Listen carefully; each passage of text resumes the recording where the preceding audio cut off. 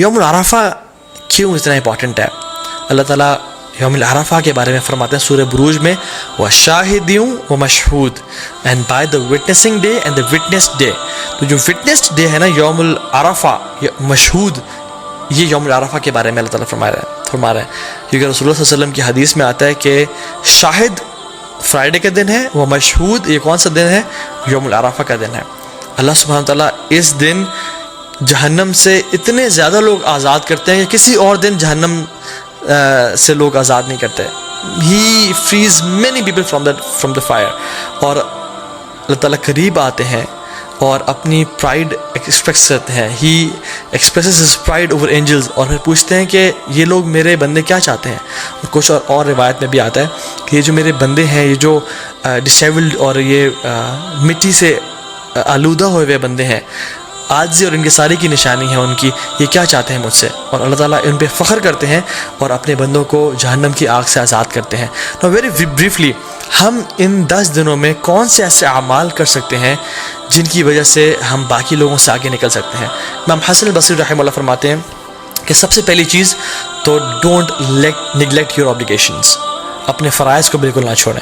جو شخص آج تک اپنی نمازوں میں اپنے فرائض میں کوتاہی کر رہا تھا تو اس کے لیے بہت بڑی اپرچونیٹی ہے کہ وہ ان 10 دنوں میں آگے نکل جائے اور اپنے فرائض سے عمل کرنا شروع کر دے. دوسری چیز جو ہم کر سکتے ہیں وچ از دا فرسٹ تھنگ آئی کوٹ، کہ حج. جو شخص حج کی استطاعت رکھتا ہے اس کے لیے بہت بڑی اپرچونیٹی ہے، کیونکہ حج باقی سال کے مہینوں میں نہیں کیا جا سکتا. اللہ کے نے فرمایا an accepted Hajj brings no less reward than paradise. اللہ اکبر. کہ ایک مقبول حج کا اجر کتنا ہے؟ جنت، اس کے علاوہ اور کوئی اجر نہیں ہے. مطلب he will be granted جنہ اگر اس کا حج مقبول ہو جاتا ہے. so it's a great reward. بڑھاپے میں حج کوشش کریں نہ کریں، جوانی میں کر لیں، اور ابھی ٹائم ہے اور پیسہ ہے تو تاکہ اس عبادت کو آپ انجوائے کریں انشاءاللہ تعالیٰ. دوسری چیز قربانی، which is the sacrifice. یہ سنت ابراہیمی بھی ہے، اللہ کے نبی صلی اللہ علیہ وسلم کیا کرتے تھے، تو اس کا خاص اہتمام کریں. یہ مت سوچیں کہ نہیں ہم قربانی نہیں کرتے، چلیں ہم کچھ اور کام کر لیتے ہیں، بلکہ یہ ایک غلط سوچ ہے. لوگ کیا کرتے ہیں انفارچونیٹلی آج کل کہ یار قربانی سے بہتر ہے کسی غریب کی مدد کر دو یا کسی کے گھر میں کولر لگوا دو. تو آپ کو یہ اس نیکی کا خیال باقی پورے سال نہیں آیا. اس قربانی کا ریپلیسمنٹ ہی آپ نے کرنا ہے جو کہ سنت ابراہیمی ہے. اگر ایک انسان واقعی میں سنسیئر ہے اپنے ساتھ تو وہ ہر مہینے صرف 1000 روپیز سیو کرے اپنے لیے، تو وہ سال کے اینڈ میں ان ایام میں ایک حصہ ڈال سکتا ہے، قربانی کر سکتا ہے. ہمیں تب تو خیال نہیں آتا غریب کے گھر میں کولر لگوانے کا یا لوگوں کی خدمت کرنے کا جب ہم ریسٹورنٹس میں 5-5 ہزار کی یا لیوش بفیز کھا رہے ہوتے ہیں. لیکن why do we want to replace قربانی ود اینی گڈ ڈیڈ؟ دونوں کریں انشاءاللہ. اور باقی 11 مہینوں میں یہ اپرچونیٹی بھی ہے کہ ہم غریبوں کی مدد کر سکیں. سو قربانی لازمی کریں اور اسے خاص اہتمام کریں. ایک اور چیز جو ہم کر سکتے ہیں وہ ہے نمازیں، نوافل کثرت کے ساتھ پڑھیں. سنن روابط جو کہ 12 نفل ہیں جن کے بارے میں فرمایا اللہ نے کہ جو شخص یہ پڑھتا ہے اللہ تعالیٰ جنت میں اس کا گھر تعمیر کر دیتے ہیں، جس کے بارے میں کثرت سے بتا چکا ہوں پہلے بھی. تو اس کے اہتمام کریں. صلاۃ الضحیٰ کا اہتمام کریں، تہجد کی نماز کا اہتمام کریں. ٹھیک ہے، تو تحیۃ المسجد، تحیۃ الوضو کا اہتمام کریں. تو کثرت سے نوافل کا اہتمام کریں انشاءاللہ. چوتھی چیز، قرآن کو پڑھیں اور تدبر کریں، کیونکہ سلف صالحین کہا کرتے تھے کہ there is no deed better than reading Quran and pondering upon it. اس کے بارے میں سوچنا اور تدبر کرنا. قرآن کو ٹائم دیں. yes we know and we realize کہ رمضان کے بعد ایک گلیچ آتا ہے ہر بندے کی زندگی میں، لیکن these 10 days are an amazing opportunity جس میں ہم دوبارہ سے اس عبادات کی لذت کو ریوائیو کریں تاکہ وہ آئندہ سال کے لیے جا سکیں انشاءاللہ. اینڈ ریممبر اللہ سبحانہ وتعالیٰ، which is the 5th point، کثرت سے التحلیل و تکبیر و تحمید، لا الہ الا اللہ، اللہ اکبر، سبحان اللہ، الحمدللہ، کثرت سے پڑھیں. اللہ اکبر، اللہ اکبر، اللہ اکبر، لا الہ الا اللہ، اللہ اکبر، اللہ اکبر وللہ الحمد. کثرت سے اللہ تعالیٰ کا ذکر کریں کیونکہ اللہ کی نے یہ ہمیں ڈیڈ حدیث میں سجیسٹ کی کہ تم نے یہ کام کرنا ہے انشاءاللہ. ایک اور چیز، میک لاٹس آف دعا. جب بارش ہو رہی ہوتی ہے دعا قبول ہوتی ہے نا، کیونکہ اللہ تعالیٰ کی رحمت ٹھاٹھے ماری ہوتی ہے. ان 10 دنوں میں بھی اللہ تعالیٰ کی رحمت کے دروازے کھل چکے ہیں اور اللہ کی رحمت ٹھاٹھے مار رہی ہے. اللہ تعالیٰ کو ان دنوں میں کیے جانے والے اعمال سے زیادہ کوئی عمل پسند نہیں ہے. تو کثرت سے دعا کریں، ہو سکتا ہے کہ یہی وہ 10 دن ہو جن میں آپ کی دعائیں انشاءاللہ قبول ہو جائیں. And number 7th point is give lots of charity. Sacrifice تو ہم نے کرنا ہے کہ ان 10 دنوں میں کووڈ-19 بھی چل رہا ہے، لوگوں کے بزنس ٹھپ ہو چکے ہیں، غریب بیچارے مشکل میں ہیں، ان کی کثرت سے مدد کریں انشاءاللہ تعالیٰ. اور ان دنوں میں آپ اپنی زکوٰۃ بھی نکال سکتے ہیں اگر آپ نے نہیں نکالی, اور اپنے رشتہ داروں پہ خرچ کر سکتے ہیں, اپنی فیملیز پہ خرچ کر سکتے ہیں, اور اسپیشلی جو لیس پریویلیج لوگ ہیں ہمارے معاشرے میں ان پہ خرچ کریں کثرت کے ساتھ. Number 8 is owner your parents. اپنے پیرنٹس کا خیال رکھیں, ان کے پاؤں دبائیں, ان کی مدد کریں اور خدمت کریں تاکہ وہ آپ سے راضی ہوں, اور جب وہ راضی ہوں گے تو انشاءاللہ اللہ بھی راضی ہو جائے گا. Number 9 point is صلۃ الرحم. اپنے قریبی رشتہ داروں کے ساتھ اچھا close ties of kinship maintain کریں. Maybe call them, send them gift, tell them that you love them for the sake of Allah subhanahu wa ta'ala, and just maintain the ties of kinship. 10th is enjoin good and forbid evil. دعوت کا کام کریں کیونکہ یہ بہت بڑا اور Nobel کام ہے. and the last point is seek forgiveness from Allah subhanahu wa ta'ala. رسول اللہ صلی اللہ علیہ وسلم نے فرمایا التائب من الذنب کمن لا ذنب لہ. گناہ سے توبہ کرنے والا ایسا ہی ہے جیسے اس نے کبھی گناہ کیا ہی نہیں تھا. تو ان 10 دنوں میں ایک بہت بڑا موقع ہے کہ ہم اپنے تمام گناہوں کو بخشوا دیں اور اپنی اصل زندگی کے لیے کچھ آگے بھیج دیں انشاءاللہ تعالیٰ. کیونکہ sins have chains and shackles. اگر آپ ارادہ رکھتے ہیں تہجد پڑھنے کا اور نیک اعمال کرنے کا لیکن پھر بھی توفیق نہیں ہو رہی, تو جان لیں کہ یہ گناہوں کی وجہ سے ہمیں توفیق نہیں مل رہی, اور یہ گناہوں کا جو برڈنز ہیں وہ ہمارے کندھوں پہ ہیں جن کی وجہ سے ہم نیک اعمال نہیں کر پا رہے. So in this race of good deeds throw off your burdens inshallah ta'ala, or start with a fresh mind and with a new motivation.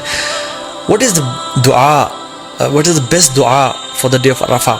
Rasulullah sallallahu alayhi wa sallam نے فرمایا کہ جو بہترین دعا ہے جو میں اور پچھلے تمام انبیاء عرفہ کے دن مانگا کرتے تھے وہ کیا ہے؟ لا الہ الا اللہ وحدہ لا شریک لہ لہ الملک و لہ الحمد وہو علی کل شیء قدیر.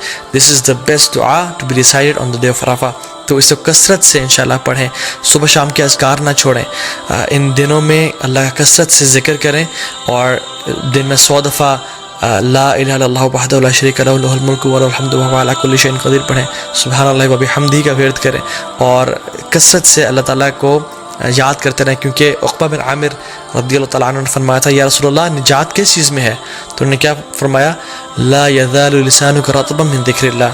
اے عقبہ بن عامر اپنی زبان کو اللہ کے ذکر سے تر رکھو تو میں نجات مل جائے گی. ایک فارگوٹن سننا جو کہ ان دنوں میں ہم لوگ بھول چکے ہیں وہ یہ ہے کہ ابو ہریرہ رضی اللہ تعالیٰ عنہ اور عبداللہ بن عمر رضی اللہ تعالیٰ عنہما وہ کیا کرتے تھے کہ بازار میں جا کے اور مسجد سے نکلتے ہوئے اور مارکیٹ پلیسز میں اونچی تکبیرات پڑھا کرتے تھے.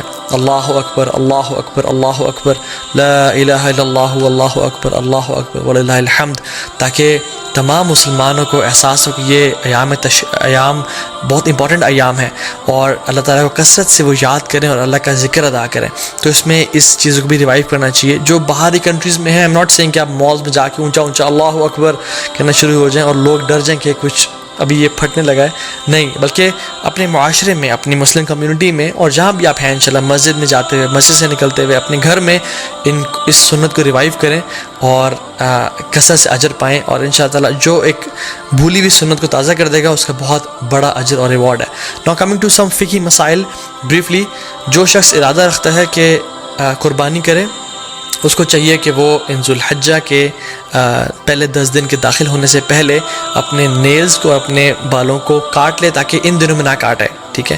کیونکہ اللہ نے فرمایا کہ جو شخص ارادہ رکھتا ہے قربانی کرنے کا تو اس کے لیے جائز نہیں ہے کہ وہ ان دنوں میں اپنے ناخن کو اور بالوں کو کاٹے, ٹھیک ہے. یہ ایک طرح سے اللہ نے فرمایا تاکہ جو لوگ احرام کی حالت میں ہیں اور جو لوگ حج میں ہیں ان کے ساتھ ایک یونٹی کی فیلنگ دی جا سکے, ٹھیک ہے. ہاں جو فیملیز مطلب جو وائف ہیں اور جو بچے ہیں جو قربانی نہیں کر رہے وہ لوگ کاٹ سکتے ہیں انشاءاللہ, دیٹس ناٹ اے پرابلم. لیکن اگر وائف قربانی اپنی بھی کر رہی ہیں تو پھر ان کے لیے بھی ہے کہ وہ اپنے بال اور ناخنوں کو نہیں کاٹیں گے انشاءاللہ تعالیٰ.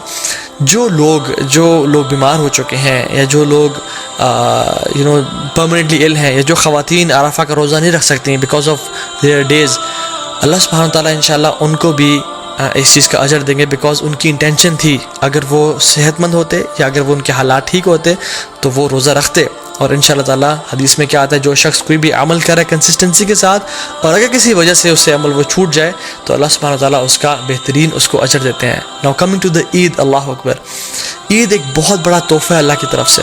قرآن میں اللہ تعالیٰ فرماتے ہیں قل بفضل اللہ ورحمتہ فبذلک فلیفرحوا. بے شک اللہ کے رحمت اور اللہ کی طرف سے فضل کے ساتھ فبذلک فلیفرحوا, اللہ تعالیٰ اس میں ریجوائس کرو اور خوشیاں مناؤ. کیونکہ یہ بہتر ہے اس سب سے جو تم لوگ جمع کرتے ہو. عید کا دن خوشی منانے کا دن ہے, عید کا دن سونے کا دن نہیں ہے. So I would suggest and recommend all the Muslims to have a blast, enjoy your Eid day. دیکھیں مسلمانوں کی 2 عیدیں ہیں. ایک عید, the first Eid comes after the best 10 nights of Ramadan, and the second Eid comes after the best 10 days of Dhul Hijjah. The first Eid comes after the month of fasting, and the second Eid comes after the month of Hajj and Ibadat. The first Eid comes after the best night, which is the night of Laylatul Qadr, and the second Eid comes after the best day, which is the Yawm al-Arafah. اور if we ponder upon these Eids کہ اللہ تعالیٰ نے ان کو یہاں کیوں place کیا, تو we realize کہ ہمارا جو عید کا تعلق ہے وہ اللہ کے سامنے عبادات سے ہے, اللہ تعالیٰ کے سامنے سبمیشن سے ہے. کہ جب ہم عبادات کرتے ہیں ایز اے ریزلٹ اللہ سبحانہ تعالیٰ ہمیں عید کے دن ہمیں گفٹ کرتے ہیں. تو عید کی جو اصل ایسنس ہے نا, وہ یہ ہے کہ اللہ تعالیٰ کو راضی کیا جائے اور اللہ تعالیٰ کے سامنے سر جھکایا جائے, اور اپنی اصل زندگی کا جو پرپز ہے, وَمَا خَلَقْتُ الْجِنَّ وَالْإِنسَ إِلَّا لِيَعْبُدُونَ, ہم نے انسان اور جنات کو اپنی عبادت کے لیے پیدا کیا. تو جب انسان اپنا پرپز آف لائف فلفل کر رہا ہوتا ہے, تب اسی انسان کے لیے اصل میں عید کا دن ہے. ابن رجب الحمدللہ رحمہ اللہ فرماتے ہیں کہ عید اس کے لیے نہیں ہے جو نئے کپڑے پہن لے اور خوشبو لگا لے, عید اس کے لیے ہے جو اپنی اطاعت میں آگے بڑھ جائے. عید اس کے لیے نہیں ہے جو کہ بڑے لیوش مینز آف ٹرانسپورٹ لے لے یا اپنا گھر بنا لے. عید اس کے لیے ہے جس سے گناہ بخش چکے ہوں اللہ تعالیٰ اور اللہ سے راضی ہو چکے ہوں. سو عید واقعی میں ان لوگوں کے لیے جو کہ ان دنوں میں اسٹرائیو کرتے ہیں اور اسٹرگل کرتے ہیں اور اپنے رب کو راضی کرنے کی کوشش کرتے ہیں.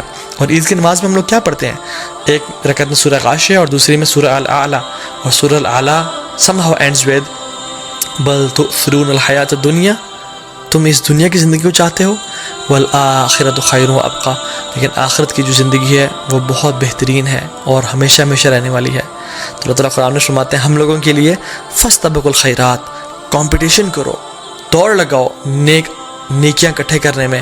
الی اللہ مرجعکم جمیعا, تم سب کے سب اپنے رب کے سامنے ایک دن اکٹھے ہونے والے ہو. ایک دن آئے گا جس میں ہم لوگ خواہش کریں گے کہ کاش ہمارے نامہ اعمال میں ایک نیکی زیادہ ہوتی, اور کاش ہمارے جو برا اعمال نامہ ہے اس میں ایک گناہ کم ہوتا.